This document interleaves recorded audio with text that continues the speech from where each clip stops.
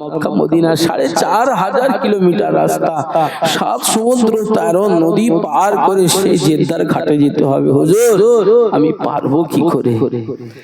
মেজলা হুজুর বলেছিল, বাবা আমি তোমার জন্য দোয়া করি, আল্লাহ যে কোনো মওকা তোমার মিলিয়ে দেবে। জোরে বলো সুবহানাল্লাহ। হুজুরের দোয়া আল্লাহ শাহী দরবারে কবুল। ওখান থেকে সালাম দিয়ে হেঁটে হেঁটে মেন রোডে উঠতে ক মিনিট লাগে? চটপটে বলেন বলেন, আপনারা তো গেছেন। হুজুর যেখানে ওখান থেকে দাদা হুজুরের দরবারের পাশে যে মেন রোড আছে, পায়ে হেঁটে 1 থেকে 1.5 মিনিট। নাকি গো মুসলমান? শুনে কি নাও, জেনে রেখে নাও, ও নবী মাগের উম্মত মদিনা। হাদিস শরীফে প্রথম, বুখারী শরীফে প্রথম হাদিস হলো নিয়তের উপরে আল্লাহ পাকের ফয়সালা হয়, নিয়তের উপরে আমার আল্লাহ পাকের মদদ হয়। এই সময় মেজলা হুজুর পীর কিবলা বলতো, বাবা খবরদার যেন মাহফিলে বসে গিয়ে গেল নাটকের মতো আলোচনা রাখবে না, তোমরা সেখানে বসার সাথে সাথে করে নেবে আল্লাহ বহুদিন আগে জানো আবার সোনার মক্কা মদিনায় যেন যেতে পারি, এই নিয়েতে তোমরা বসবে। মসজিদে নামাজ পড়তে যাবে, বার হবার আগে তোমরা বলবে, মসজিদে ঢোকার সাথে সাথে বলবে, কোন দোয়ার মাহফিলে কোন জিকিরের মাজলিসে বসবে, দেখো নিয়ত করে বসবে, আল্লাহ গো মউতের আগে একটা বার সোনার মক্কা মদিনা নসিব করে দিও। মেজলা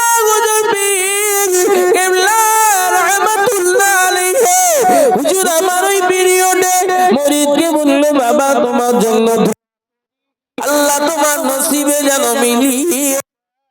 সময় 1.5 মিনিট পায়ে হেঁটে দাদা পীরের বলেছিল দরখাস্ত দিয়েছিল, আল্লাহ যেন কবুল করেন, কবুল করেন, কবুল করেন। এই সময় ওই ব্যক্তিটা পায়ে হেঁটে হেঁটে মেন রোডে ওঠেন। ওই সময় মেন রোডে আল্লাহর কোন এক বান্দা 4 চাকা গাড়ি করে নিয়ে দাদা হুজুরের দরবারে গা দিয়ে গড়িয়ে গড়িয়ে নামে।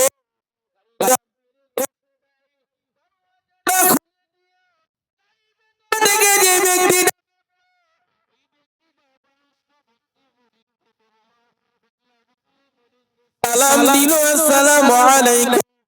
সময় সালামের উত্তর হয়ে গেল, বাবা বাবা। এই সময় বয়স্ক বাবাজি বলল, কে গো বাবা, তোমায় চিনতে পারি না, তুমি আমাকে সালাম দিলে। এই সময় 4 চাকা বসনেওয়ালা ব্যক্তিটা বলল, বাবাজি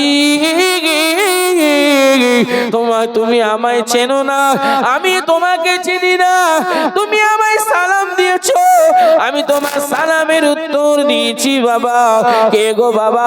ওই সময় 4 চাকা ব্যক্তি বলল, বাবাজি আমি যে কথাটা বলবো যেন আপনি না বলবে না। কি এমন কথা বাবা, বলো না।